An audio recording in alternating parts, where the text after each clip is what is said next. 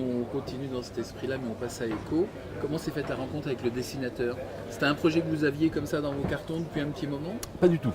Alors bon, Echo, une fois de plus, Alessandro Barbucci, c'est quelqu'un que je connais depuis très très longtemps, puisque il est arrivé en France avec Barbara Canepa, sa compagne de l'époque. Ils sont arrivés à Aix, ils ne parlaient pas un mot de français, on dialoguait en anglais. C'était il y a une quinzaine d'années maintenant. Et puis après, il a vécu quelques années à Aix. Maintenant, il est à Barcelone. Maintenant, il parle très bien le français, le catalan. Il est vraiment bluffant, Alessandro. Mais je ne pensais pas du tout à travailler avec lui parce que pour moi, je suis très respectueux des couples formés. Et le couple professionnel, puisqu'à ce moment-là, il n'était plus professionnel, entre Barbucci et Canepa. Bon, je voulais pas intervenir là-dedans et j'ai horreur de... Je le sais parce que de temps en temps, je vois des scénaristes dont je ne citerai pas les noms commencer à aller draguer mes dessinateurs et moi, je n'interviens jamais. Là, ils font ce qu'ils veulent, c'est des grands, mais jamais je me permets ça d'aller vers d'autres dessinateurs dont je sais qu'ils ont déjà un scénariste attitré. Refermons la parenthèse. Donc, mais par contre, on était très amis avec Alessandro, et puis depuis très longtemps. Il y avait eu un projet, enfin un début d'album chez Glénat, un début de série sur lequel il avait fait un boulot de direction artistique, et puis après il avait... Et puis un jour, il finit par me dire, mais pourquoi on ne travaille pas ensemble? Je lui dis, mais moi j'en rêve. Et il me dit, mais moi aussi, depuis des années. Donc, et il me dit, en plus, j'ai envie de faire de l'heroic fantasy. Et là, je lui réponds, oh merde. Parce que moi, l'heroic fantasy, je fais que ça en ce moment. J'en ai marre, j'ai envie de faire autre chose. J'ai envie d'un truc contemporain. Moi, j'ai envie de New York en ce moment.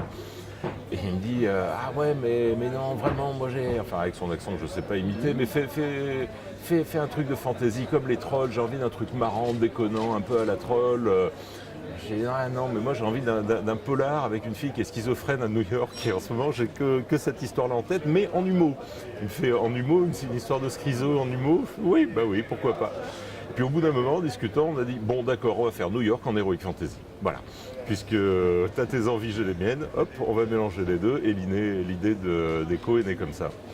Le fait de faire deux mondes, notre monde réel et le monde d'Echo, c'est devenu comme ça dans la discussion ensemble, parce qu'il fallait faire New York, mais si on veut être un peu... Non, ça c'est en réfléchissant après nos discussions. Les idées viennent toujours, on ne sait jamais comment, à quel moment. Et les profondeurs de l'inconscient sont des abîmes qu'il ne vaut pas mieux pas sonder. Alors, dans cette série, Arleston, ce qui est évident, et je ne sais pas si tout repose sur vous, ou le dessinateur, ou le couple, c'est ce foisonnement d'allusions, de citations, de petits clins d'œil au spectacle, au cinéma, à la culture d'une façon générale. Comment c'est né tout ça? Parce qu'il y en a tellement qu'à un moment donné, on se dit, il y en a presque trop, et puis ça fonctionne, c'est...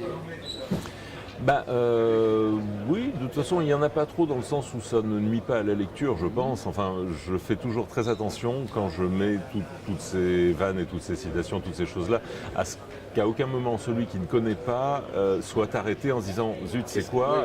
Qu'est-ce qu'il a voulu dire ?» Donc quelqu'un qui ne connaît pas la référence, il passe dessus et ça se lit très bien normalement. Ça oui, j'ai écrit surtout le dernier album qui se passe à Hollywood, donc là j'envoyais même des tas d'extraits de films à Alessandro, et puis de toute façon lui-même a une belle culture générale et il m'a rajouté quelques petits détails à un moment donné. Bon, pour moi le film référence sur l'album c'est Sunset Boulevard, donc je lui envoie Sunset Boulevard, il me dit ah bah tiens c'est rigolo, je l'ai revu il y a 3 jours, sachant qu'on allait travailler sur ce sujet, je me le suis revu il y a 3 jours.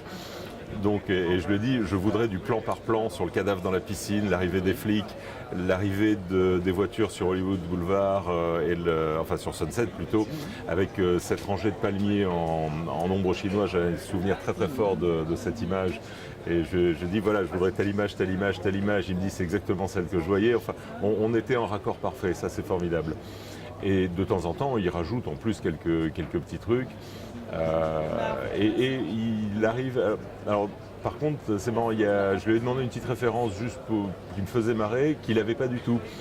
et où ils s'étaient plantés sur les couleurs. C'était à un moment donné, ils prennent leur petit-déj dans une espèce de wagon à l'américaine, et je voulais Breakfast in America juste pour l'image de la serveuse, qui est une pochette d'album très connue, où on a une serveuse qui est là avec le plateau de jus d'orange, et en fait ils ne connaissaient pas. Donc les couleurs sont arrivées, Nolwenn a fait les couleurs qui n'avaient rien à voir. Or les couleurs sont très marquantes dans cette image, c'est du bleu, du orange et du blanc. Donc voilà, mais en attendant il avait parfaitement respecté la charte. Bon, tout ça c'est des petits clins d'œil, parce que voilà, pour celui qui ne connaît pas cet album-là, il voit juste une serveuse qui amène un jus d'orange et puis point quoi.